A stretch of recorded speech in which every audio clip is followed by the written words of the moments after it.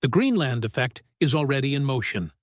And if the models are right, Europe might not feel it with more storms or rising seas. It will feel it with silence. A cold, creeping silence that settles over cities that were never supposed to be cold again. By the end of this video, you will never look at a weather map the same way, because this is not a story about melting ice.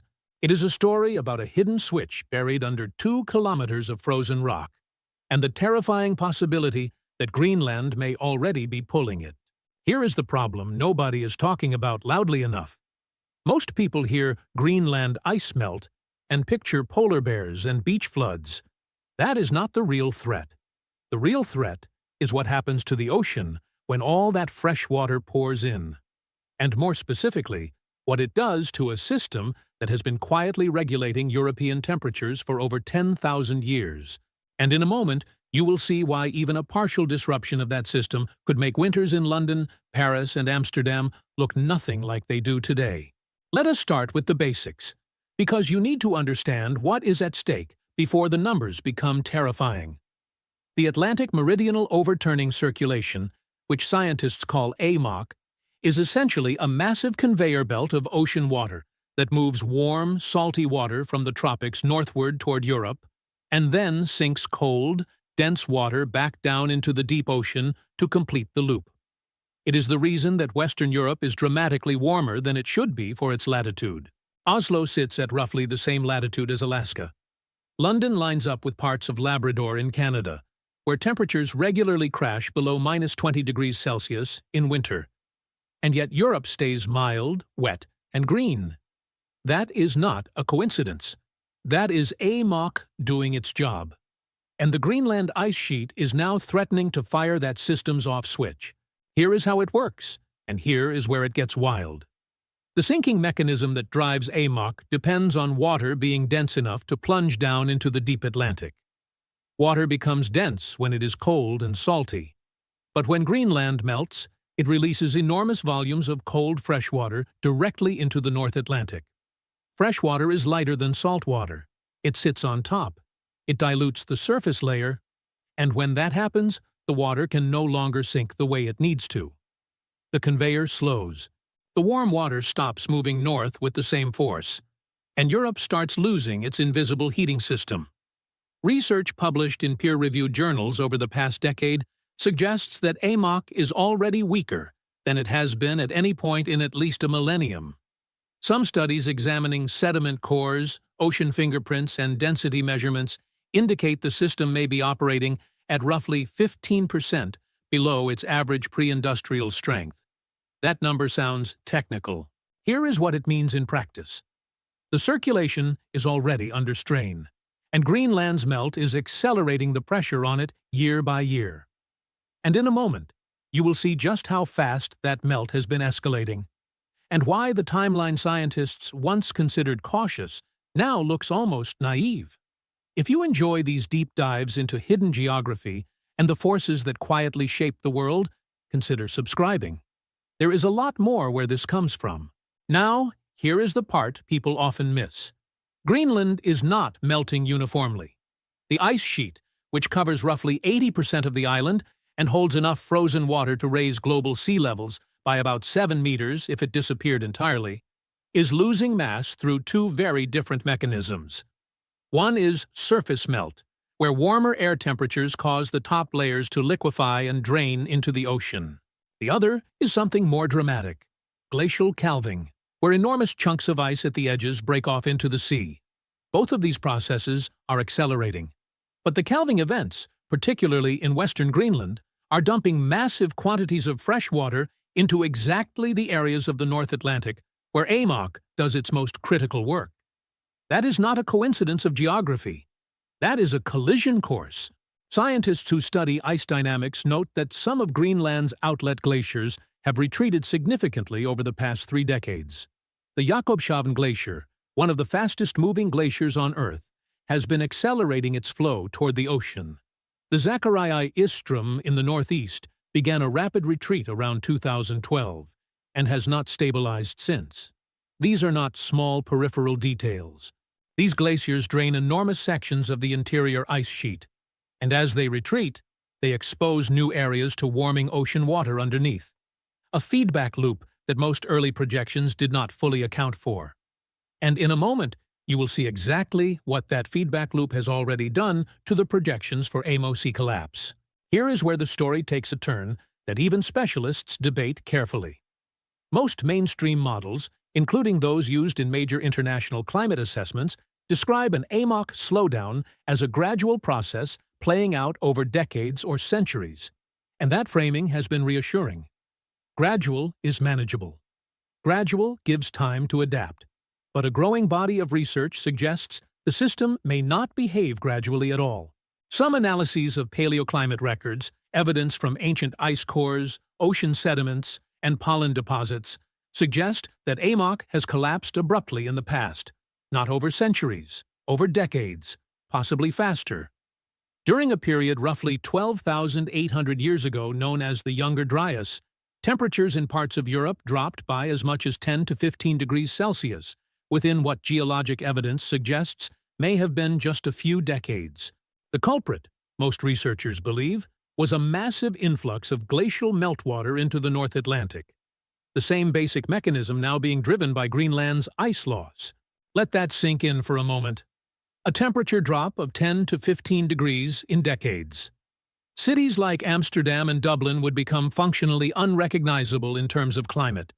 Agricultural zones would shift hundreds of kilometers south. Heating costs across northern Europe would spiral. And the terrifying part is that the system, once it tips, may not recover on any human timescale. Now, myth versus reality. The common assumption is that climate change means everything gets warmer, and so Europe should eventually just become Mediterranean. That is partly true for global averages, but for northwestern Europe specifically, the picture is far more complicated. Because the region's warmth has never been driven purely by global temperature, it has been sustained by AMOC, which is a regional circulation system with regional vulnerabilities. And those vulnerabilities are tied directly to what is happening at the top of the world, in Greenland. Europe warming globally while AMOC weakens regionally creates a paradox. Some models suggest parts of northwestern Europe could actually experience net cooling even as the global average temperature continues to rise.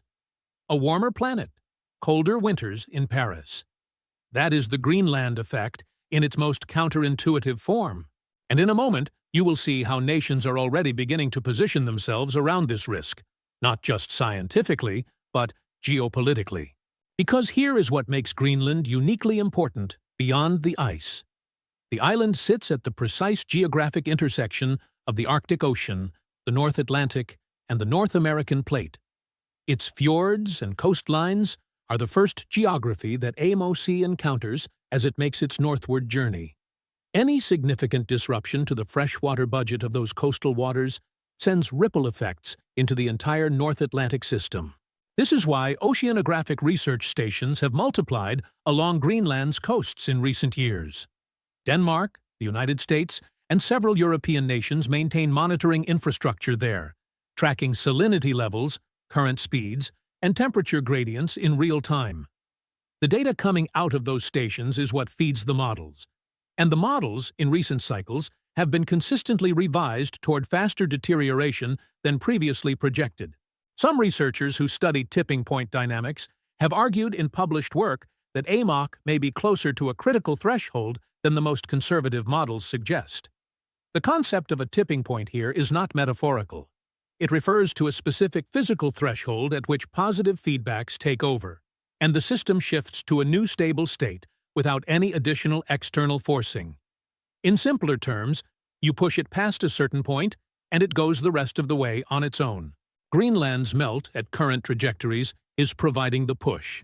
And in a moment, you will see what the downstream consequences for agriculture, energy, and migration across Europe could actually look like. Food systems across northern Europe depend on climate stability in ways that are easy to underestimate. Wheat, barley, and rapeseed cultivation in Denmark, northern Germany, and the British Isles is calibrated to current temperature and precipitation patterns. A significant drop in winter temperatures, even of 3 to 5 degrees sustained over growing seasons, would reduce yields, shift planting windows, and potentially make certain regions economically unviable for their current agricultural models. Energy demand for heating would surge at exactly the moment that energy systems are being restructured away from fossil fuels. And population movements, which researchers who study climate migration have been modeling for years, would likely accelerate from regions experiencing simultaneous heat stress in southern Europe and cold stress in the north. The geopolitical dimension is not hypothetical either. Greenland has become a focal point for Arctic strategy precisely because its geographic position matters for more than just climate science. Navigation routes through the Arctic, military positioning, rare earth mineral access. These have drawn attention from major powers in ways that compound the scientific urgency with strategic complexity. What happens in Greenland does not stay in Greenland. That has always been true geographically. It is becoming true climatically in ways that were not fully appreciated even 15 years ago. Here is what makes this genuinely sobering. The mechanisms described in this video are not future scenarios awaiting confirmation. The ice is melting now. AMOC is weakening now. The freshwater influx into the North Atlantic is measurable, ongoing, and accelerating. The debate among researchers is not about whether these things are happening. It is about how fast, how far, and whether the system has enough remaining resilience to avoid the kind of abrupt shift that paleoclimate records show is physically possible. That uncertainty is not reassuring. It is the most unsettling part of the story. Because uncertainty about a system this consequential, moving in this direction, is not a reason for calm. It is a reason for attention. And that is exactly the shift in perspective this story demands. Greenland is not a remote island at the edge of the map. It is a keystone. It is the place where freshwater, ocean circulation, and atmospheric temperature patterns intersect in ways that determine what winter feels like in half a continent. The Greenland effect is not a theory. It is a mechanism. It is already running. And the question that researchers, policymakers, and anyone paying attention to the map should be asking is not whether it matters. The question is, how much time remains before it becomes impossible to ignore? If this kind of geographic and climate storytelling is something you want to see more of, subscribe and leave a comment below. Here is a question worth thinking about. Do you believe Europe is truly prepared for what a significant AMOC slowdown could bring? Drop your answer in the comments, and share this video with someone who still thinks Greenland is just a cold island with a misleading name. The link to more in this series is in the description.